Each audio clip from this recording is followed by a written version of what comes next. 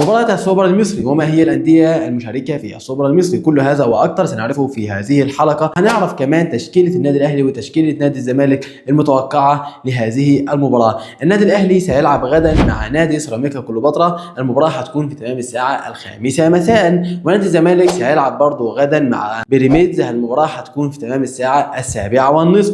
الأندية المشاركة في هذه البطولة هيكون النادي الأهلي وسيراميكا كليوباترا ونادي الزمالك ونادي بيراميدز، دي الأندية اللي هتكون مشاركة في السوبر المصري. جوائز السوبر المصري هتكون 700,000 دولار، منهم 300,000 دولار للفائز، 200,000 الوصيف، 50,000 دولار لكل نادي هيشارك في هذه البطولة. خلونا بقى نروح على تشكيلة النادي الأهلي المتوقعة وتشكيلة نادي الزمالك. هنبدأ الأول بتشكيلة النادي الأهلي. هنبدأ الأول بحراسة المرمى. هنبدأ بحراسة المرمى الكابتن محمد الشناوي، طبعا مفيش غيره في حراسة المرمى، هو ده الأساسي للنادي الأهلي، هو الحارس اللي ثابت نفسه في الفترة الأخيرة مع النادي الأهلي ومع منتخب مصر، فهنكون في حراسة المرمى.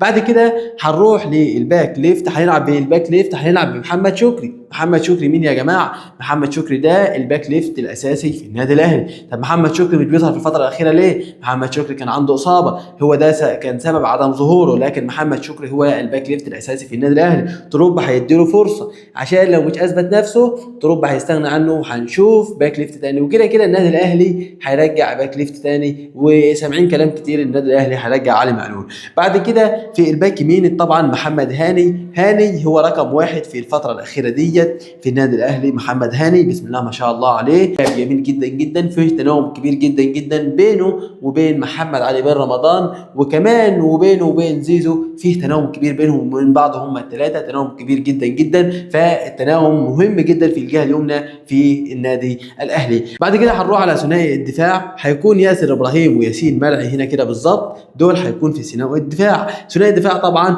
عندهم تناغم كبير جدا جدا وبين بعض، ان كان ياسر ابراهيم ولا ياسين مرعي، الاثنين عندهم تناغم كبير جدا جدا، بيفهموا بعض فهم كبير جدا جدا، فثنائي دفاع عالمي. ياسر ابراهيم ياسر رجوله، لاعب بيلعب بكل رجوله وبيلعب بكل شهامه وجد وحب للنادي الاهلي. وطبعا ياسين مرعي المدافع الناشئ للنادي الاهلي، المدافع الجميل طبعا الممتع ان شاء الله اللي هيقدر يعوض محمد عبد المنعم. هنروح بعد كده ان شاء الله هنروح على نص الملعب، هنلعب بمروان عطيه ومحمد علي بن رمضان. مروان عطيه ومحمد بن علي بن رمضان، طبعا مروان عطيه هنا كده، مروان عطيه لاعب جميل جدا جدا، لمسات عالميه، كور جميله بتشوفها من مروان عطيه، بيحتفظ بالكره، الكره ما بتضيعش منه في الفاضي، فمروان عطيه مهم جدا جدا في نص الملعب. بعد كده محمد علي بن رمضان، طبعا انا قلت لك على التناغم اللي موجود بينه وبين هاني وبينه وبين زيزو، الثلاثه دول مع بعض بيعملوا تناغم مهم جدا جدا وتناغم كبير جدا جدا في النادي الاهلي، فالثلاث لعيبه دول لعيبه مهمه جدا جدا. محمد علي بن رمضان اللي اثبت نفسه في النادي الاهلي واثبت تواجده في النادي الاهلي كلاعب اجنبي من اول مباراه بيلعبها مع النادي الاهلي، لاعب جميل ولاعب ممتع ولاعب رائع، هو نجم النادي الاهلي ونجم المنتخب التونسي، فلاعب مهم جدا جدا في غايه الاهميه محمد علي بن رمضان. بعد كده زيزو في الجهه اليمنى في خط الهجوم، زيزو الجميل الرائع الممتع نجم الاهلي اللي بيحب الاهلي وبيلعب في النادي الاهلي بكل حب كانه مولود في النادي الاهلي، لسه مش جاي النادي الاهلي من فتره بسيطه. هنروح بقى على الجهه اليسرى في الهجوم، هنلعب ببن شرقي المايسترو العالمي بن شرقي متعه وروعه وكوره وحاجه عالميه جميله جدا جدا بنشوفها من بن شرقي اللاعب العالمي، اللاعب الجميل يا جماعه اللي بيلمس الكوره لمسات عالميه، بيستلم من مروان عطيه وبيسلم لتريزيجيه وبيسلم لزيزو، فبن شرقي حاجه جميله جدا جدا، حاجه يستحق المبلغ اللي مدفوع فيه. بن شرقي الجميل الممتع الرائع العالمي نجم المنتخب المغربي بن شرقي. هنلعب بقى تحت المهاجم على طول، هنلاعب تريزيجيه سرعه، مهاره، اداء، روعه، متعه بنشوفها من تريزيجيه في ارضيه الملعب، حاجه جميله جدا جدا بيعملها محمود حسن تريزيجيه مع النادي الاهلي، لاعب عالمي ولاعب جميل ولاعب جد وبيلعب بكل رجوله وشايل ضغط النادي الاهلي. محمود حسن تريزيجيه حاجه بسم الله ما شاء الله. بعد الهجوم هيكون جريديشار، يا سلام عليك يا جريديشار طبعا مهاجم مش عاجب تروب قال لك انا ما شفتش لعبه لسه، فانا عايز اشوف لعبه، لو مستواه عجبني هيكمل مع الاهلي، مستواه ما عجبنيش ما هيكملش مع الاهلي. زائد كده ان برضه تروب مستوى محمد شريف مش عاجبه. تروب عايز مهاجم صريح، عايزين مهاجم يا جماعه. النادي الاهلي عايز مهاجم يعوض رحيل وسام ابو علي. وسام ابو علي منذ رحيله من النادي الاهلي حتى الان فالنادي الاهلي مش قادر انه يعوض وسام ابو علي. فعشان كده النادي الاهلي عايز مهاجم صريح وعايز مهاجم يعوض رحيل وسام ابو علي. دي التشكيله اللي تروب هيلعب بها ان شاء الله المتوقعه اللي هيلعب بيها امام نادي سيراميكا كليوباترا.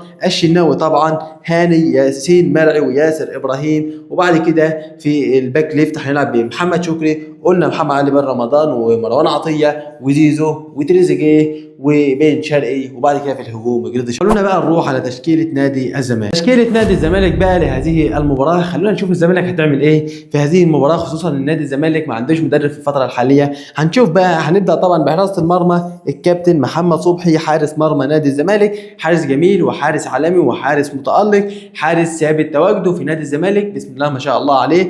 بعد كده هنروح على طول على الباك ليفت، هنلعب بمحمود بنتايج. محمود بنتايج حاجه ولا اروع، حاجه ولا اجمل، حاجه ممتعه، لاعب جميل، لاعب جميل جدا جدا، بيعمل مستوى جامد مع نادي الزمالك وبيحب نادي الزمالك اساسا محمود بنتايج ده. بعد كده في الجهه اليمنى هنلعب بمين؟ هنلعب بعمر جابر. عمر جابر الذي افنى عمره في نادي الزمالك، لاعب مضحي مع نادي الزمالك، يعني هو مشى من نادي الزمالك ولف ورجع تاني لنادي الزمالك. فعمر جابر لاعب ممتع في الباك يمين بتاع نادي الزمالك، لاعب ممتع جدا جدا. عمر جابر ده لاعب جميل وبيعجبني لعبه بكل صراحه، لاعب مهاري جدا عمر جابر. في ثنائي الدفاع هيكون حسام عبد المجيد ومحمد اسماعيل. الاثنين دول برضه بينهم وبين بعض تناغم، وده شيء مهم جدا جدا خصوصا لنادي الزمالك. الاثنين دول بينهم وبين بعض تناغم كبير جدا جدا في هذه المنطقه بالظبط زي ما انت شايف كده، بينهم وبين بعض تناغم كبير. بعد كده هنروح على نص الملعب، هنلعب باحمد ربيع واحمد حمدي. احمد ربيع واحمد حمدي الاثنين لاعيبه مميزين جدا جدا، الاثنين لاعيبه عالميه، الاثنين لاعيبه جميله ولسه صغيرين في السن كمان. نروح على خط الهجوم، هيلعب في الجهه اليمنى بعبد الله السعيد. طبعا خوان الفينا مصاب، ده مركزه لكن هو مصاب، الفينا مصاب، فعشان كده هنلعب عبد الله السعيد مكانه. عبد الله السعيد بيستلم الكوره وهو واقف مكانه. عبد الله السعيد بيعرف يتصرف الكوره من غير ما يجري، بيعرف يستلم الكوره ويلعب صح ويمرر صح من غير ما يجري ومن غير ما يهبط ومن غير ما يعمل اي مجهود. عبد الله السعيد لاعب تقيل، كفايه تواجده في الملعب دي حاجه تكفي لنادي الزمالك. طبعا هيلعب بقى في الجهه اليسرى في الهجوم، هيلعب بمين؟ بشيكو بنزا. شيكو بنزا لاعب جميل، هو يعني بصراحه مستواه عاجبني كده كبدايه له مع نادي الزمالك، فهي بدايه ممتعه. يعني هو لاعب جميل جدا وهي بدايته ديت بدايه حلوه جدا جدا. شيكو بنزا كمان كان عايز يمشي من نادي الزمالك عشان كان له مستحقات، فهو دلوقتي رجع تواجد نادي مع نادي تاني مع نادي الزمالك. فبصراحه شيكو بنزا مستواه عاجبني كبدايه له مع نادي الزمالك، مستواه جميل وبدايه مبشره جدا جدا ليه انه هيكون نجم كبير في نادي الزمالك، خصوصا انه لاعب سريع ولاعب مهاري. هيلعب هنا بقى تحت المهاجم بمين؟ بناصر ماهر. ناصر ماهر ده كان بيلعب في الاهلي، اللي ما حدش يتوقعه ان ناصر ماهر ده كان بيلعب في الاهلي والنادي الاهلي كان مقعده على الدك، لكن لما راح نادي الزمالك واخذ فرصته ولعب شفنا بقى المهاره والسرعه والفن اللي كان موجود عند ناصر ماهر، خصوصا انه ما كانش اخذ فرصته مع النادي الاهلي. فناصر ماهر مهم جدا جدا في المركز ده، هيستلم من عبد الله السعيد وهيستلم من شيكو بنزا وهيستلم من احمد ربيع ومن احمد حمدي، فهيعمل مستوى جميل. وبعد كده هيسلم لمين في الهجوم؟ هيسلم لعمرو ناصر، مهاجم جميل. طبعا ناصر منسي مش هيعرف يسافر الامارات عشان كان عامل مشكله مع قبل كده في السوبر اللي فات، لا هو ولا دونجا، عشان كده عمرو ناصر اللي هيلعب في الهجوم. فانت ايه رايك في التشكيله ديت لنادي الزمالك؟ توقع معايا نتيجه هذه المباراه. مباراه النادي الاهلي هتكون مع سيراميكا كليوباترا غدا في تمام الساعه 5 مساء، ومباراه نادي الزمالك هتكون مع بيراميدز في تمام الساعه 7:30. توقعاتكم معايا لهذه المباريات؟